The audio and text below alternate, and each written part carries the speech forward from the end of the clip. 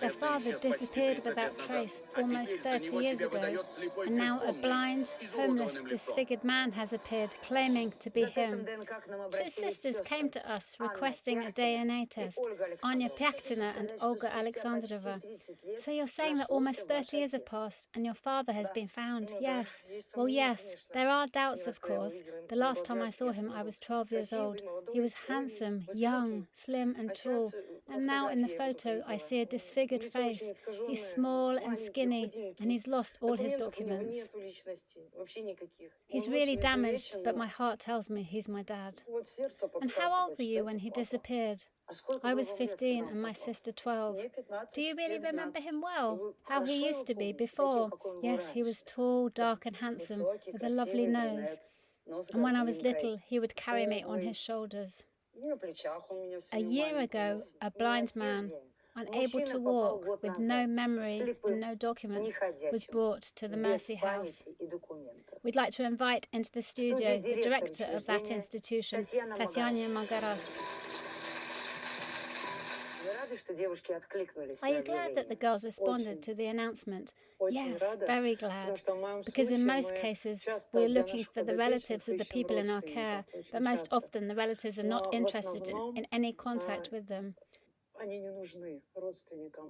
But these daughters were really happy that he'd been found, very happy, and they want to take him home. And that really touches my heart, because that's very rare when this happens. So a DNA test with his relatives is necessary only to confirm that Vasily is who he says he is. Yes, I think that when we're able to prove who he is, it will be much easier to get him a new passport, because he lost his USSR passport, and it's a big process, taking a lot of work to get a new passport for him. And what about medical help? How do you get that for him? Without a passport, it's very difficult to get medical help. Without insurance, we can only get medical help for him in emergencies. Tell us how Anya and Olga's alleged father came to you. It was the summer of 2022, and we had a phone call from our local hospital, from the traumatology department, that told us that in the hospital they had a man who couldn't walk. Another man had found him in the region amongst the dachas, the summer cottages, and he'd been lying unconscious for 2 days. He was at the end of himself. They picked him up, took him to the intensive care unit, and in the ICU they brought him back to himself, and then he was admitted to the traumatology department because he had a broken hip. And what happened to bring him to that state? I don't know. Most likely he was hit by a car, or he was beaten up and then dumped there. He doesn't say anything about it. In fact, he doesn't remember. What help was Vasily given in the hospital? In the hospital, we have really good doctors in the town of Armavir. They help us. He was operated on. They did everything they could. They operated on his hip, and it was all free of charge, you could say, because he has no insurance and no documents. The time came to discharge him, and there was nowhere to discharge him to, because he had no relatives, no one. So they reached out to us and asked us if we could take him in. And our Mercy House is exactly for these type of people who have absolutely nobody. How long did he spend in hospital? About a month. He was operated on, a month or maybe a bit longer. He was already getting better and he needed to be discharged. And how bad is his sight and his health now? His sight is bad. He's practically blind. He doesn't see out of one eye. It's completely closed, and his other eye only responds to light. Can he look after himself? No, but he can feed himself. He feeds himself. By touch, he finds the spoon, he finds the bread, he finds the cup. We lead him to the dining room. From the dining room, out for walks. We change his incontinence pads because he can't go to the toilet by himself. We look after him.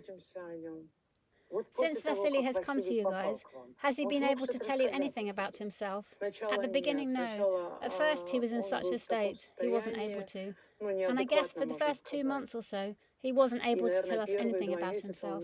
Then I started to ask, and he started to talk about his daughters, that he has daughters, that they live in Petrozavodsk.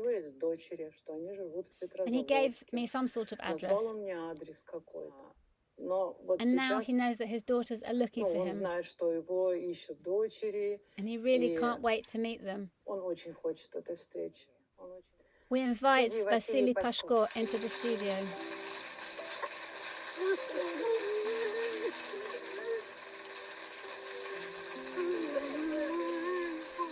Papa, I'm here.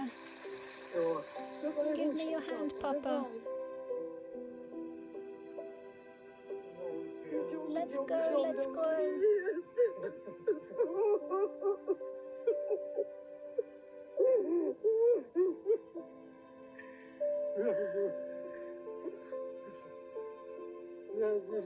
Papa, hi, it's me, Oля. Papa, what's happened to you? I'm crying. Don't cry. I want to go home. Tell us what happened to you. What shall I tell you? What have they done to you, Papa? Oh.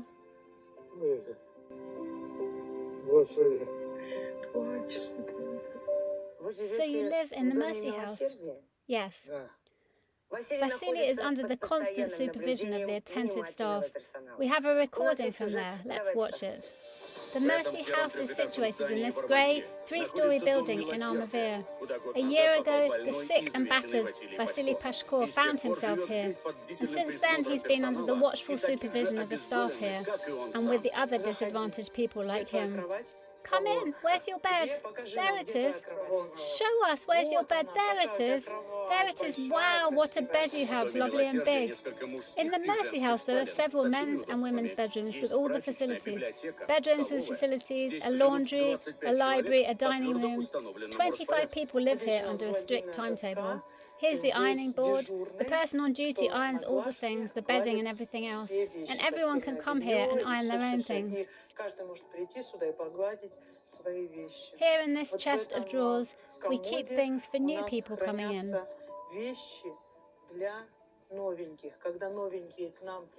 And in this wardrobe, when new people come in, they come in terrible things, really ragged and torn, and we give them new things. Holidays and special events take place in the assembly hall. Every Saturday we gather together, share about what has happened during the week, enjoy one another's company. Here we have celebrations. Here a psychologist does art therapy. In July, Vasily was 65. To celebrate his birthday, the staff of the Mercy House organised a party with a birthday cake and presents. And they also gave him an electric shaver. That's what he wanted, and people responded. I wrote and told supporters that he had a birthday and wanted an electric shaver. People responded on social media and gave it to him as a present and sweets. There are sweets in this packet. He really loves sweets. There were 3 or 4 kilograms of sweets, and he was so happy. Vasily also loves going for walks in the fresh air.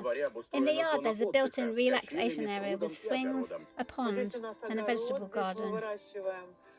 Here we have a vegetable garden, here we grow vegetables, but now we've cleared away everything, all the vegetables. We're renovating the house, the outside facade. We're insulating it because it was cold, and now we're renovating the outside of the house. But in spite of everything being lovely in the refuge, Vasily still longs to be with his family and his daughters, who he remembers from his former life. I want to be with my children. I want to see Anya, Oля.